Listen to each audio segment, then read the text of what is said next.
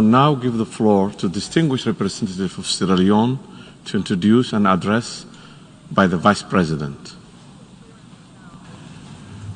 Mr. President, I have the singular honor and privilege to introduce the pre-recorded statement of His Excellency Dr. Judeh of Sierra Leone, the Vice President of Sierra Leone, on the occasion of the 75th session of the United Nations General Assembly. Thank you.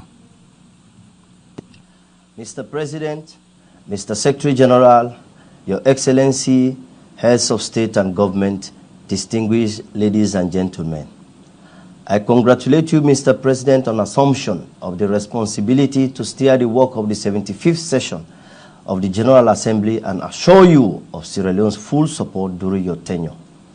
I commend His Excellency Mr. Tijani Muhammad Bande of Nigeria for his effective and efficient leadership of the 74th United Nations General Assembly session, a period that was very challenging. I commend Secretary General Antonio Guterres for his astute leadership and profound commitment to the work of the organization. In particular, I acknowledge with appreciation his call for a global ceasefire during the current pandemic, the setting up of the COVID-19 Response Fund, advancing the urgent need to address climate change, and implementing the Sustainable Development Goals. Firstly, let me, on behalf of the government and people of Sierra Leone, express heartfelt and deep condolences to all member states of the United Nations for the loss of lives due to COVID-19 pandemic. We salute the selflessness of all frontline responders to this global pandemic. I applaud the adoption by this Assembly and the Security Council of various COVID-19 focused resolutions, as well as initiatives by Secretary General Antonio Guterres aimed at promoting global solidarity and cooperation to fight COVID-19 and address its impact on lives and livelihoods. Sierra Leone therefore supports the call for global solidarity and cooperation for the prevention, curtailment, and treatment of COVID-19. To that effect, I would like to encourage the Secretary General to work with this Assembly and all other stakeholders to expedite the implementation of all COVID-19 related resolutions. I would also like to encourage member states of this August Assembly to share relevant information, scientific knowledge, and best practices about the disease, as well as enhance the equitable and fair access to medicines, vaccines, medical equipment to all nations. Mr. President, given the global health pandemic, the theme for this session, the future we want, the United Nations we need, reaffirming our collective commitment to multilateralism, confronting COVID-19 through effective multilateral action, is therefore appropriate, relevant, and very timely. As a global family, it is only through our collective commitment to multilateralism that we can effectively tackle the COVID-19 pandemic and meaningfully address the prevailing universal challenges of poverty, hunger, disease, natural disasters, climate change, terrorism, human rights violations, cybersecurity, and transnational organized crime. Mr. President, at a time when isolationist sentiment, geopolitical tensions, and economic uncertainties are escalating, the multilateral rule-based system is severely being tested. The United Nations Charter remains the foundation for that multilateral system. International cooperation and global peace and security. It provides the framework for maintaining peace and security, upholding human rights and dignity, promoting sustainable development and international cooperation to enable us tackle emerging challenges. In view of this, Sierra Leone reaffirms its commitment to multilateralism as embodied in the Charter of the United Nations. In this regard, we are committed to promoting international cooperation to address ongoing challenges that confront our world, including our collective engagement in the prevention of conflict, as well as advancing peaceful settlement of conflict and dispute. We must continue to build on the gains made in our preventive diplomacy efforts, continue to heighten collaboration, and draw from experiences that have helped the United Nations to achieve international peace and security over the last 75 years. Mr. President, the COVID-19 pandemic continues to disrupt and destroy lives and livelihoods, and also pose substantive risk to international peace and security.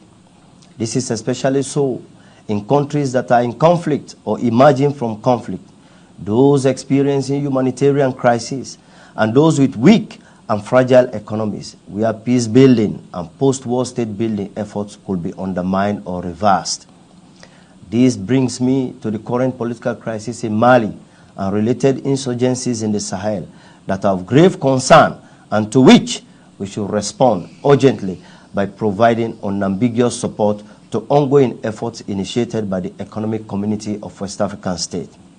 Mr. President, our collective multilateral aspiration and hope for a safer and more secure world is embodied in our adoption of the 2030 Agenda and its 17 Sustainable Development Goals, the Addis Ababa Action Agenda, and the Paris Climate Change Agreement.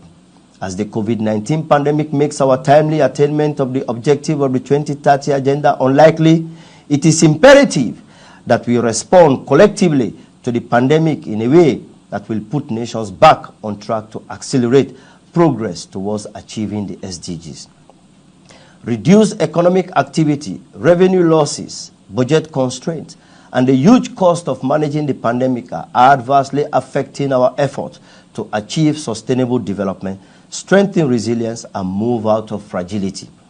The implementation of Sierra Leone's medium-term national development plan that is aligned to both the SDGs and the African Union's Agenda 2063 is marred by challenges to generate required domestic revenues to fund projects, including other sundry capacity and management constraints.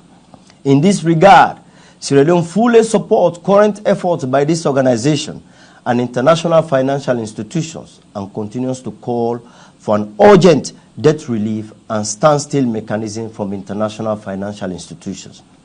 Given the magnitude and impact of COVID-19 and other persistent disease burden, we aim to invest in our health and other service delivery systems as part of a robust post-COVID recovery process. We therefore seek additional grants, access to finance and technical assistance from our development partners, and additional budget support to enable the much-needed fiscal space. But beyond short-term, quick fix and exit strategies that characterize the broader response to the pandemic, Africa needs a global commitment to debt cancellation for the least developed countries that are working hard to address long-term structural problems. Mr. President, in Sierra Leone, we believe that it will be impossible to make the necessary progress on global agendas such as education, health, gender equality, and climate change if we do not reduce inequality, violence, injustice, and corruption.